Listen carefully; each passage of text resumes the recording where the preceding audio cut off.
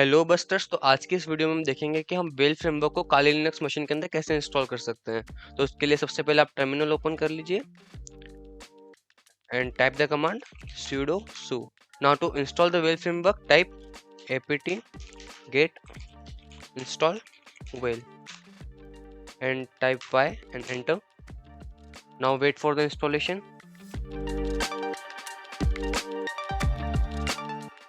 Now type the command user share whale config setup.sh hyphen force hyphen silent and press enter and wait for the installation.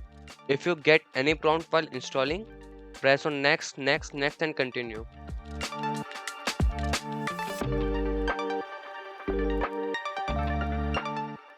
Now enter the password.